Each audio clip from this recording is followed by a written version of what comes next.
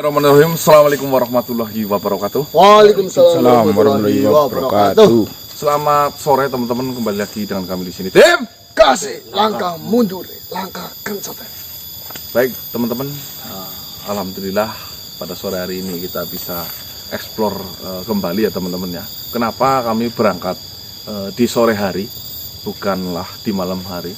Dikarenakan tadi pas di jam 2 siang, ketika saya di rumah itu ada salah satu makhluk datang menemuiku. Itu informasinya adalah utusan dari Raja Cipto Samenggala, di mana Raja Cipto Samenggala yang sedang melakukan sebuah sayembara, ya, di mana di situ ada sedikit obrolan ya, walaupun tidak divideokan karena tidak melalui mediator, melainkan kita berkomunikasi langsung. Dimana jika saya menginginkan sayembara ini dihentikan atau diakhiri, itu harus ada sebuah perjanjian. Entah itu nanti perjanjiannya apa, intinya pas jam 4 sore nanti saya akan bertemu langsung dengan Raja Cipto Samenggala, teman-teman ya. Sehingga saya langsung telepon Mas Diki, langsung kita berangkat. Kita sambil menunggu apakah utusan dari Raja Cipto Samenggala itu benar apa adanya, bahwasanya di sore hari ini akan menemui kami untuk melakukan sebuah perjanjian, atau bahkan mungkin hanya sekedar bualan saja. Sebenarnya saran dari Raja Donggobilo di tadi pagi itu sangatlah masuk ya, dimana dari banyaknya makhluk yang mengikuti sayembara, khusus makhluk yang tidak tahu apa-apa, yang hanya tergiur oleh hadiahnya, itu akan menjadi korban ya. Maka dari itu Raja Donggobilo menyarankan untuk membuat sebuah hadiah palsu, yaitu pusaka Godopati. Pusaka itu akan dipalsukan dan diberitakan kepada seluruh anggota yang ikut sayembara bahwasanya sayembara itu telah dimenangkan oleh salah satu makhluk. Ya, kita menunggu itu mungkin sampai 2 hari atau 3 hari. Pusaka itu akan dibikinkan oleh salah satu empu. Empu itu yang bernama siapa nih? Karsungliwa, Ya, Karsungliwa. Ya. Yang penting katanya uang. Ya, empu itu. Ya, semoga saja apa yang diutuskan oleh Raja Cipto Samenggala tadi siang itu benar-benar benar. Kita disuruh menuju ke lokasi tempat ini. Kita sambil menunggu ya teman-teman ya, kedatangan dari pihak Cipto Samenggala. Mungkin nanti kita duduk-duduk dulu di sini ya. Mungkin itu informasinya. Yang belum sholat silahkan sholat terlebih dahulu. Jangan sampai meninggalkan apa yang menjadi kewajiban kita hidup di dunia, yaitu beribadah. Ya, bismillahirrahmanirrahim. Bismillahirrahmanirrahim. Tim kasih langkah mundur, langkah kencot. Kami masih berdua teman-teman, bertiga sama Mas Sogun ini, karena Mas J belum berangkat lagi ke sini. Ya, sudah.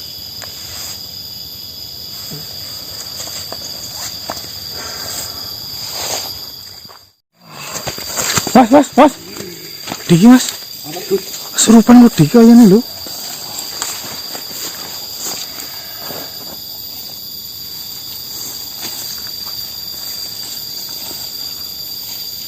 Assalamualaikum warahmatullahi wabarakatuh. Tak usah basa-basi di sini. Saya adalah makhluk yang selama ini kau cari. Saya adalah makhluk yang mengadakan sayembara ini. Perkenalkan, saya adalah Cipto Samenggala. Senang berjumpa dengan seorang Raja Cipto Samenggala seperti ini. Baik. Ternyata memang benar. pesan yang saya perintahkan kepada Darkaci telah sampai kepada dirimu. Apa saja yang disampaikan Darkaci kepada dirimu? Darkaci datang, beliau mengucapkan utusan dirimu agar saya datang di sore hari ini di tempat ini. Baiklah, itu memang benar. Darkaci diperintahkan oleh diriku. Katanya dengan saya datang ke sini, kau akan menghentikan sebuah sayembara itu. Benar. Saya hanya ingin berbicara kepada dirimu. Saya melakukan sayembara ini karena ada dendam yang saya derita.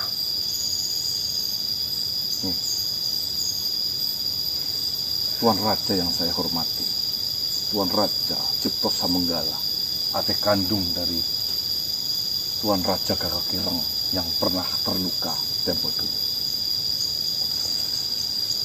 Masa lalu tetaplah masa lalu. Kita tidak akan bisa merubah sebuah takdir yang sudah digariskan oleh Tuhan. Lalu apa lagi yang ingin kau sebenarnya inginkan dari kejadian yang sudah terjadi itu?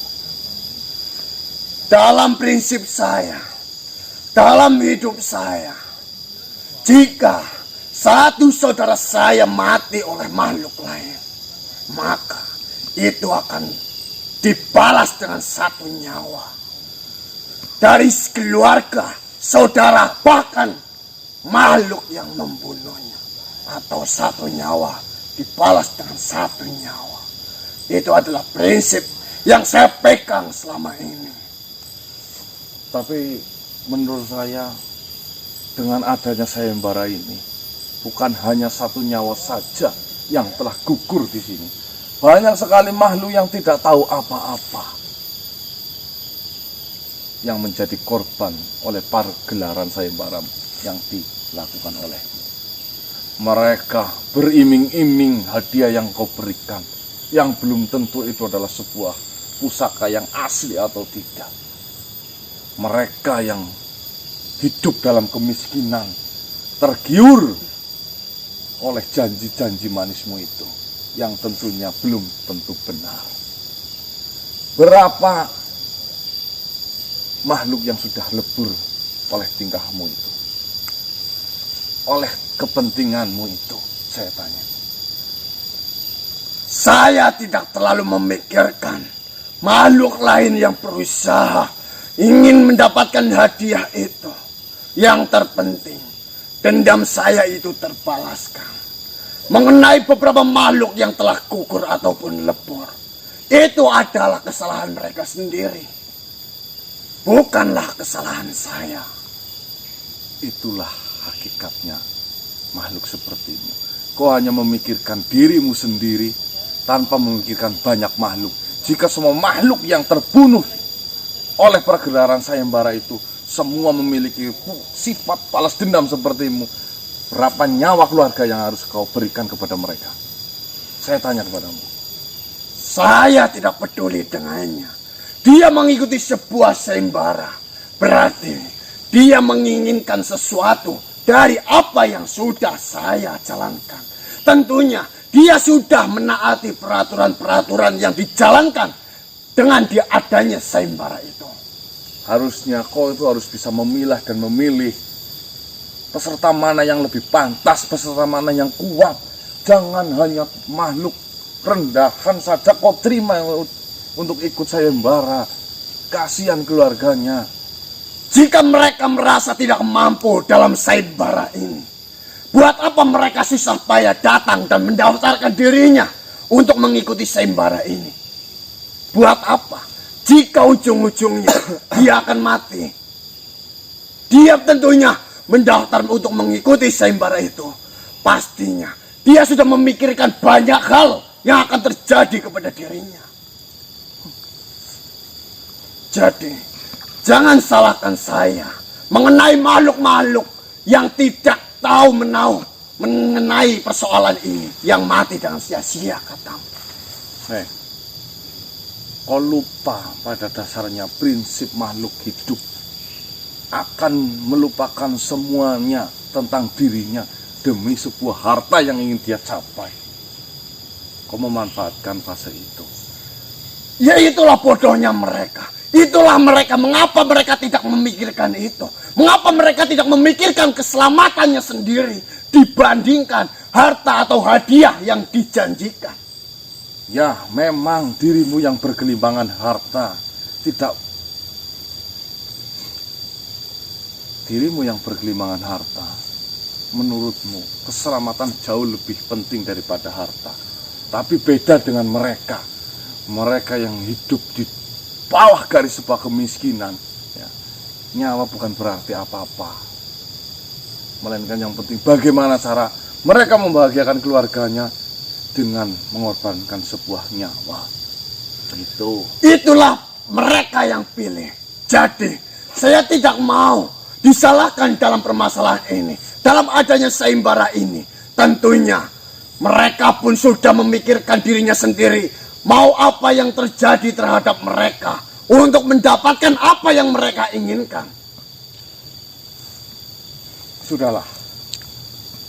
Jika saya berdebat denganmu tidak akan pernah ada habisnya.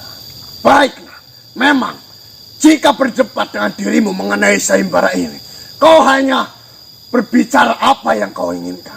Dan di sini, pertemuan ini, yang saya tahu, kau ingin saya untuk menghentikan sayembara itu. Ya, saya kasihan banyak malu yang jadi korbannya. Apa yang kau inginkan dari saya? Tentunya, jika kau mau saya untuk menghentikan sayembara itu, ada sebuah syarat yang harus kau berikan kepada saya. Apa syarat itu? Nyawa. Satu nyawa harus dibalas dengan satu nyawa. Nyawamu ataupun nyawa saudaramu, nyawa ayahmu, ibumu, keluargamu, anakmu. Yang terpenting itu masih satu darah dengan dirimu. Maka saya akan menghentikan itu semuanya. Dan kita tidak ada urusan apapun. Untuk apa peminta itu? Membalaskan dendamku. Satu nyawa dibalas dengan satu nyawa. Apakah jika memang kau sudah mendapatkan satu nyawa ini, kau akan puas? Tentunya, saya akan puas membalaskan dendamku. Apa iya dengan kepuasanmu membuatmu bahagia? Kebahagiaan itu kau tidak perlu memikirkanku.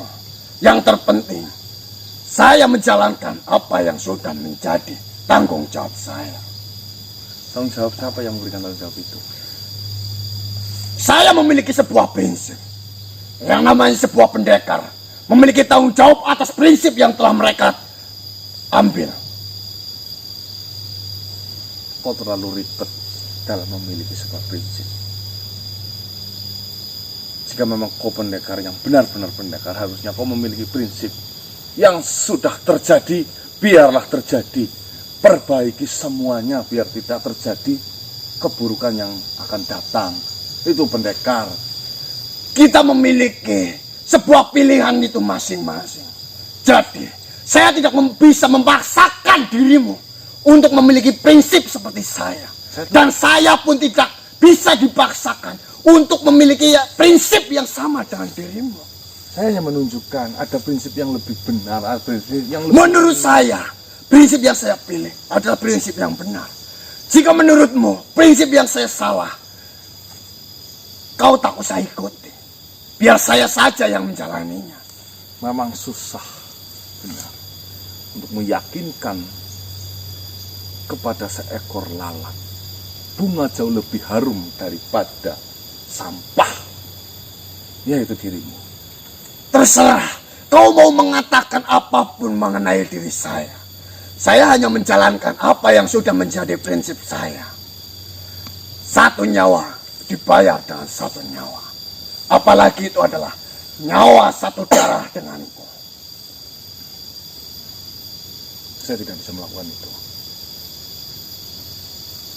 Kau tidak bisa. Tapi di sini, kau menginginkan saya untuk menghentikan itu. Apakah ini? Apakah ini yang kau inginkan? Kau hanya mementingkan dirimu saja. Seperti ini saja, jika memang kau mau, hentikan sayembara itu. Kita perang secara gentleman. Pihak dirimu dan pihak diriku.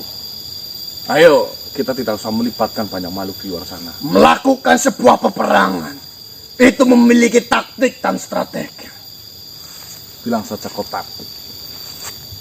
Iya atau tidak? Saya melakukan peperangan dengan cara saya sendiri. Dan saya tidak perlu mengikuti apa yang kau inginkan. Peperangan Sebenarnya, mengapa sampai kau membunuh saudaraku?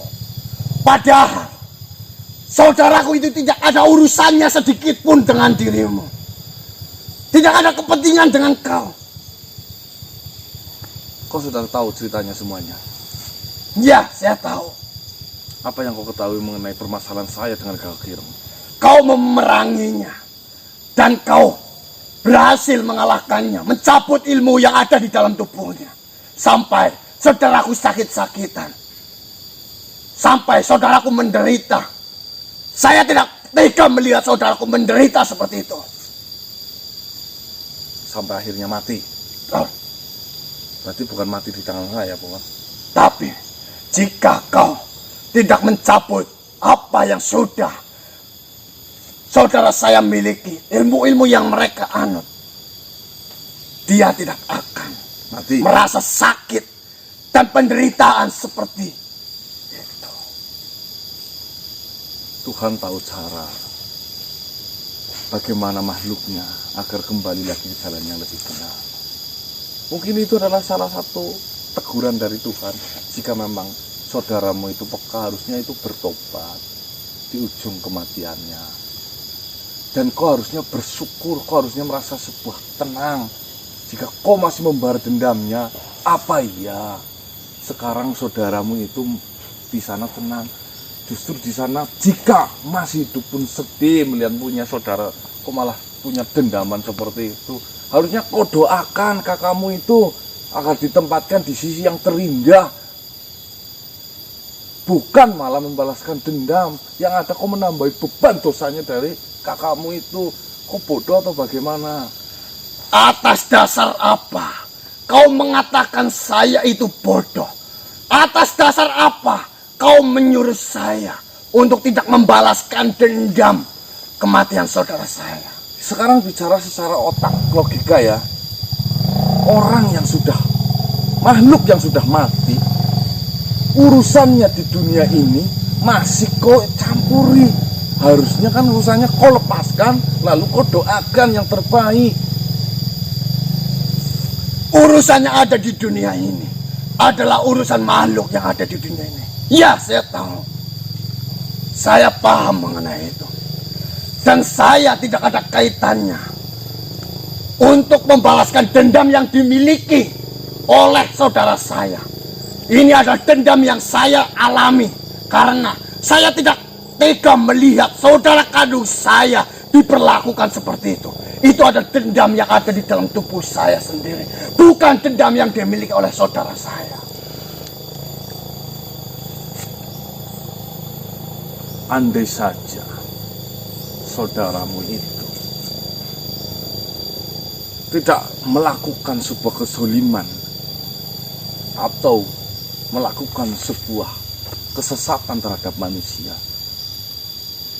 tidak mungkin sesuatu ini akan terjadi. Karena apa?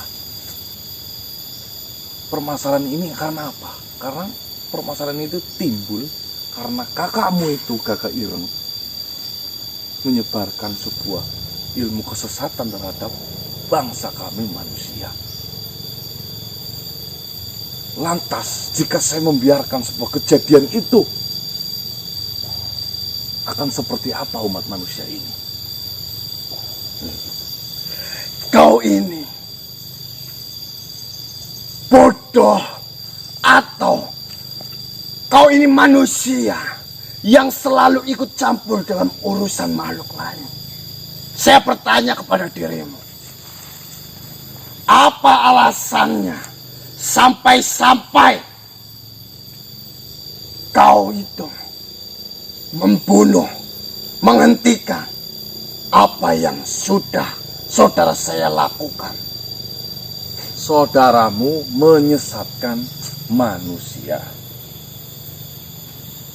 Dan saya sebagai umat sesama manusia ditugaskan oleh Tuhan untuk memerangi sebuah kejahatan seperti itu. Halal nyawa siapapun yang memang membuat gaduh dan membuat rusuh terhadap bangsa manusia. Saya bertanya kepada dirimu, apakah kakak saya, saudara saya itu merugikan dirimu? Oh, tentu jauh merugikan sekali. Apa yang dilakukan kakakku atau saudaramu, saudaraku, terhadap dirimu? Banyak. Mengajarkan sebuah aliran hitam Itu kepada dirimu atau bukan? kepada saudara-saudara kami bangsa manusia. Kepada dirimu atau bukan? Ya jika memang itu sama-sama manusia, berarti sama-sama kepada diriku. Saudara saya tidak ada urusan sedikit pun dengan kau dan keluargamu. Tapi kau ikut campur dalam urusan makhluk lain. Sudah menjadi kodratnya, sudah menjadi tugasnya. Barang siapapun, jika melihat saudaranya menderita, jika melihat saudaranya tersesat, sudah pantasnya untuk dirangkul dan diingatkan dan ditunjukkan sebuah jalan yang benar. Itu kan tuntunannya.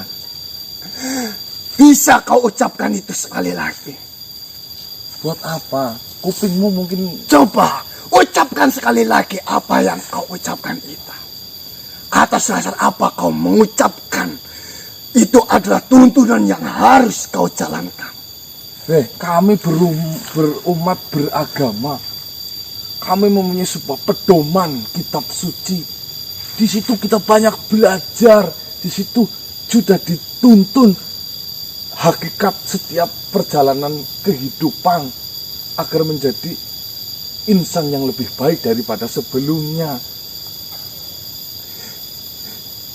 Kau ini bodoh atau makhluk yang so pintar, yang selalu ikut campur dalam urusan makhluk ciptaan Tuhan yang ada di dunia ini. Apa yang kau maksud sebenarnya dari tadi? Mutar. Asal kau tahu, saya sendiri, saya adalah ciptaan dari Tuhan. Ya, saya akui itu. Ya iyalah, siapa lagi yang... Jika kau tidak ada yang menciptakan, kau lahir dari mana? Terus kau berpikiran saya itu akan takut atau saya itu tidak takut terhadap Tuhan?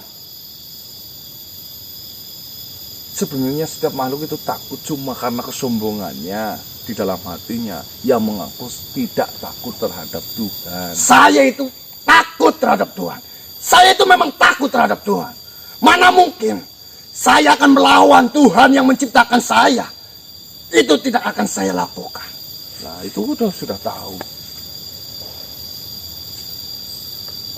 Dan asal kau tahu, jika kau mendengarkan sebuah rahasia besar ini, kau akan tercengang. Dan kau bisa saja menghentikan apa yang selama ini kau lakukan itu. Rahasia besar dari siapa? Nah, dari kitabmu? Atau dari apa? Kau berjanji, jika kau mendengarkan rahasia besar ini, kau akan menyerahkan saudaramu atau dirimu, dan juga kau akan menghentikan apa yang sudah kau jalani selama ini. Kau ikut campur dalam makhluk lain. Kau ikut campur dalam urusan setiap makhluk yang ada di dunia ini. Urus saja dirimu. Benarkan saja dirimu. Luruskan saja dirimu di hadapan Tuhan.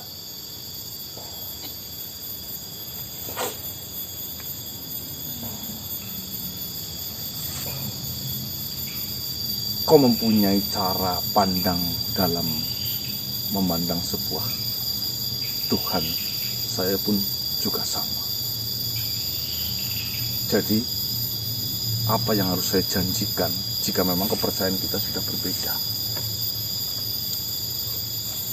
Baiklah.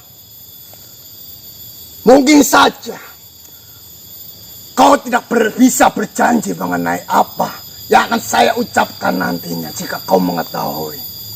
Saya kan bisa berjanji sih, memang kepercayaanmu terhadap kepercayaan itu sama-sama. Entah kau kepercayaannya apa, saya harus menuruti dan mempercayai kepercayaanmu.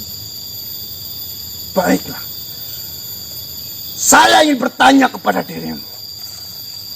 Apa yang kau dapatkan atas semua yang telah kau lakukan mengenai hal ini? Dapatkan dari siapa? Dari Tuhan. Saya tidak mengharapkan apapun balasan. Apa yang dijanjikan Tuhan atas semua tindakan, perbuatan, tingkah laku, kata-kata yang kau lakukan selama ini.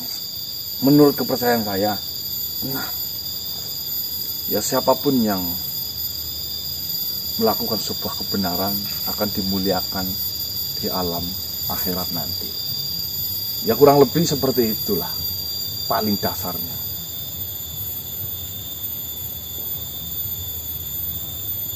lalu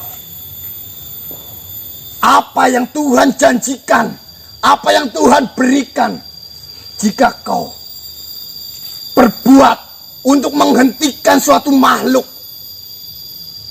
agar makhluk itu mengikuti jalan yang kau inginkan?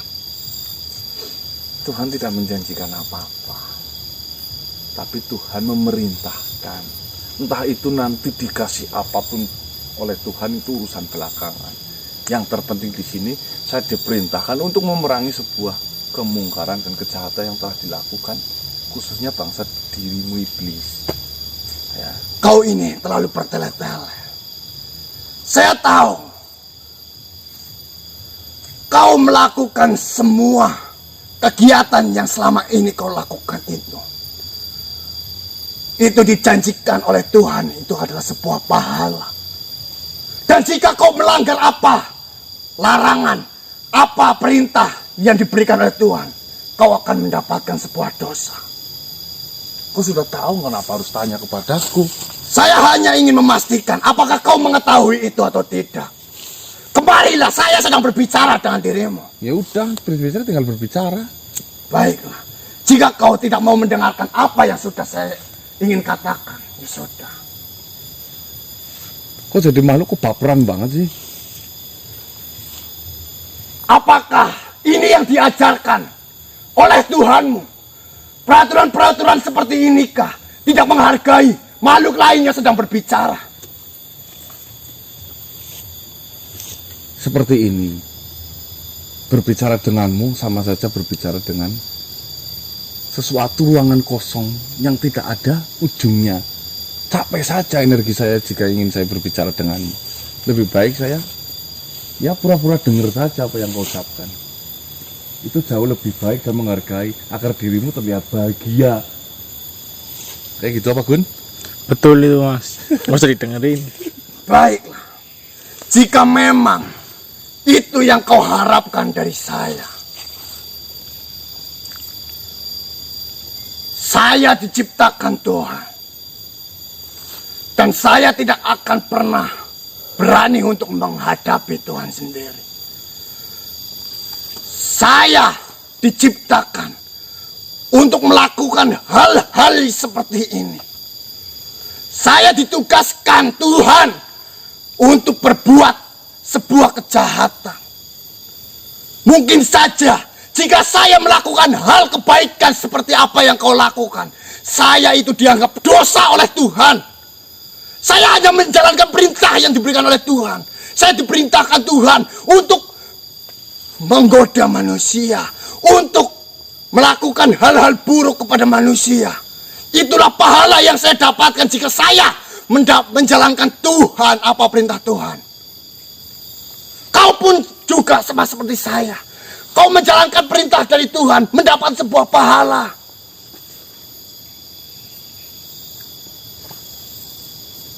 Apa sih kitabmu itu?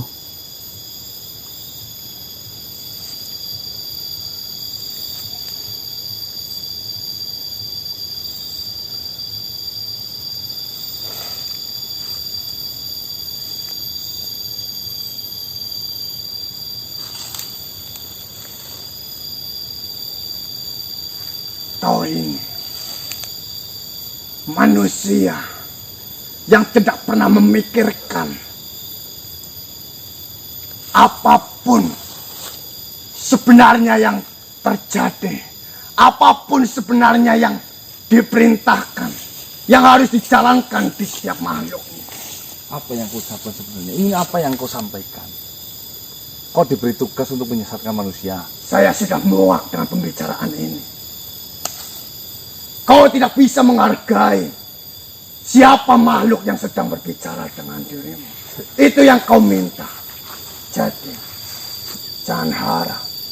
Nih, Aku akan menghentikan ini semuanya. kamu ini iblis tapi kayak purel ya. Baperan.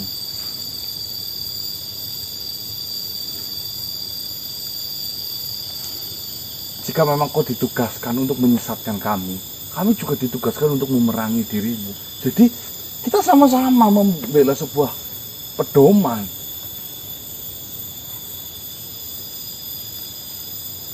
Memang kita itu sama-sama untuk menjalankan apa yang diperintahkan oleh Tuhan untuk ciptaannya. Seperti ini saja. Kau tadi mengatakan kau diperintahkan oleh Tuhan. Siapa Tuhan? Saya ingin tanya. Kau mengenal Tuhan atau bukan? Tidak. Siapapun Tuhan yang menciptakan saya, kau tak perlu tahu itu. Nah, itu sudah berbeda. Kau bisa berbicara seperti itu memang jika kau kepercayaan itu sama denganku. Entah kau menyembah kayu saja saya tidak tahu. Mana mungkin kayu bisa menciptakan makhluk seperti ini, makhluk seperti dirimu. Tidak mungkin. Lantas Tuhanmu siapa? Allah! Kau beragama apa? Kau tak perlu tahu apa kepercayaanku. Kau sudah tahu Tuhanmu itu adalah Allah Subhanahu wa Ta'ala. Berarti Tuhan kita sama. Ya, Lantas apa yang diperintahkan Allah terhadap dirimu? di sini tidak ada yang tahu apa yang akan terjadi kelak nanti. Mungkin saja dirimu yang melakukan sebuah kebaikan, dirimu yang memerangi sebuah kemungkaran, apakah dirimu itu sudah pasti akan ditempatkan di tempat yang terbaik kelak nanti? Itu tidak ada yang pasti. Bisa juga Dajjal yang datangnya di hari akhir itu akan ditempatkan di tempat yang terbaik oleh Allah. Karena Dajjal itu menjalankan dari perintah Allah. Untuk apa Dajjal itu diciptakan?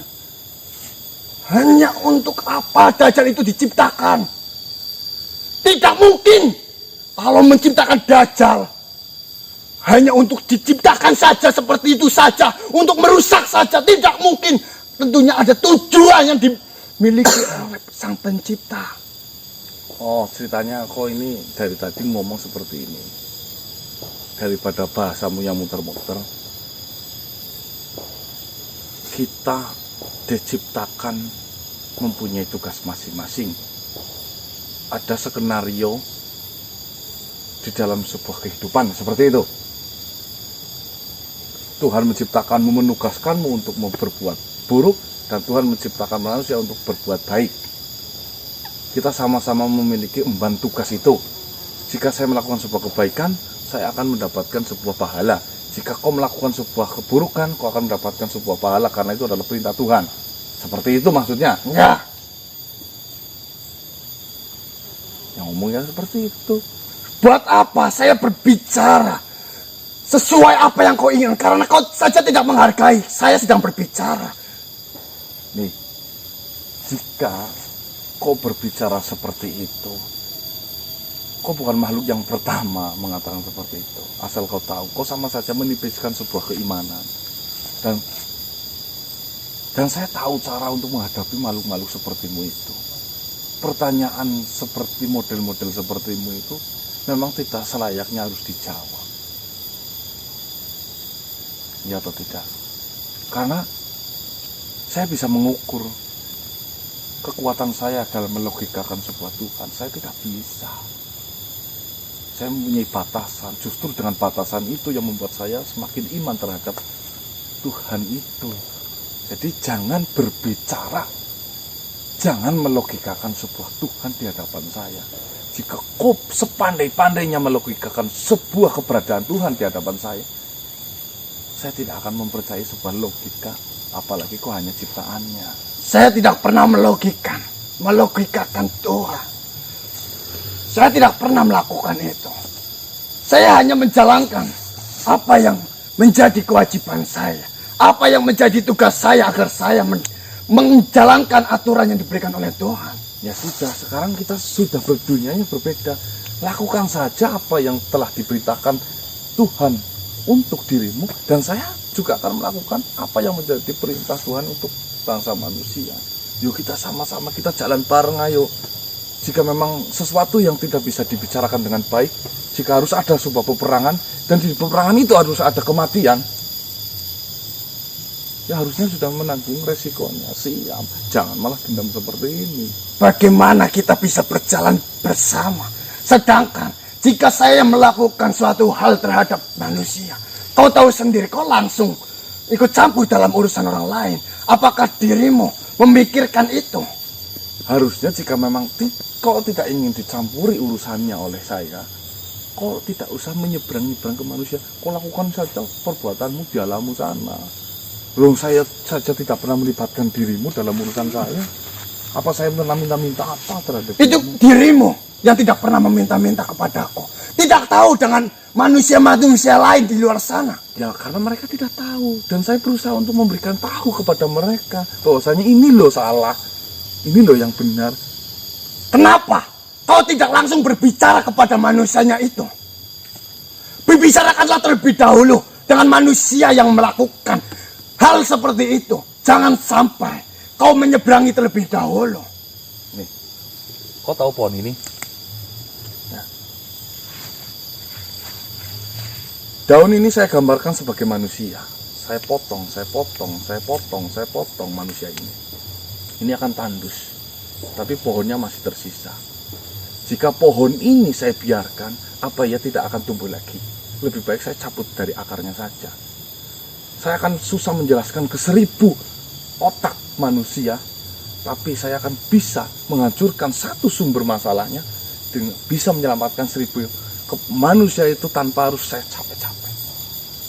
Seperti itu kan? Baiklah, jika memang itu yang kau inginkan, mungkin pembicaraan ini tidak ada gunanya sama sekali. Saya akan menjalankan apa yang sudah menjadi tugas saya. Silakan, jika memang itu adalah tugasmu, agar kau bisa lebih dekat dengan Tuhanmu, agar kau bisa mendapatkan pahala dari Tuhanmu. Silakan, jika memang itu yang harus kau lakukan. Entah apapun hadiahnya, saya tidak pernah memikirkan itu.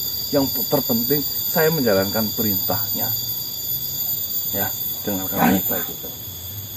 Saya pun seperti itu. Saya akan menjalankan perintahnya. Ya, sama-sama menjalankan perintahnya sudah. Hentikan sayembara itu. Buat apa saya menghentikan sayembara itu? Saya menjalankan sebuah perintah. Tidak semuanya bangsa dirimu itu buruk. Iya atau tidak? Terserah. saya bisa berkawanan dengan banyak makhluk, khususnya dari bangsa darimu, yang tujuannya itu sama seperti saya. Dia mengetahui kebenaran yang sejati. Tidak bertameng sepertimu yang mengatakan bahwasanya kau adalah diperintahkan Tuhan untuk melakukan sebuah kejahatan. Yang saya pikir, yang saya logikakan menurut logika saya, itu hanya pembelaanmu saja agar dirimu terlihat baik. Intinya, Tuhan menciptakan makhluk. Tidak akan makhluk itu diciptakan dengan sia-sia. Ya saya tahu. Tentunya ada jalan, ada cara tersendiri agar Tuhan itu dapat menciptakan makhluk yang terbaik. Nah, kau sudah tahu itu kan? Apa ya, kau bisa seburuk itu? Kau diciptakan hanya untuk membalaskan dendam. Pikirkan baik-baik itu. Terserah. Kau mau berpikir tentangku apa? Ya apa ya? Tuhan menciptakan dirimu hanya untuk balas dendam. Saya tanya dulu itu. Mungkin saja dengan dendam yang ada di dalam diri saya akan mendapatkan sebuah pahala. Karena dengan dendam itu adalah sifat yang diinginkan oleh Tuhan.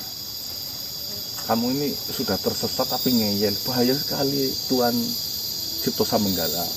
Saya menghargai dirimu. Kau mengatakan itu terhadap saya. Saya berterima kasih banyak. Iya, saya tunjukkan. Mungkin saja kau lagi ngaji tidur, sehingga kau berbicara seperti itu untuk menameng dirimu. Ya. Karena banyak sekali manusia dan makhluk yang berlindung sebuah kata-kata yang menurut saya itu tidak masuk akal, akan tetapi dia itu terapkan seolah-olah merasa dirinya jauh lebih terlihat baik. Baiklah. Terima kasih banyak atas pertemuan ini. Saya akan tetap menjalankan apa yang sudah saya jalankan. Dan jika kau ingin menjalankan apa yang sudah menjadi kewajiban, silakan. Jalankan saja.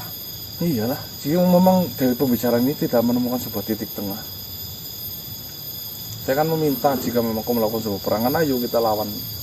Terserah saya. Saya akan menjalankan tugas saya dengan cara saya sendiri.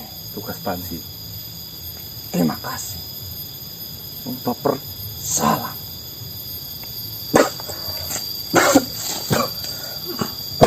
Kayak apa, Gun? Ngepurel. Banci. Pertemuan yang sia-sia. Sebenarnya saya tahu tujuannya Cipto Samenggala hanya ingin menyudutkan saya dengan tameng sebuah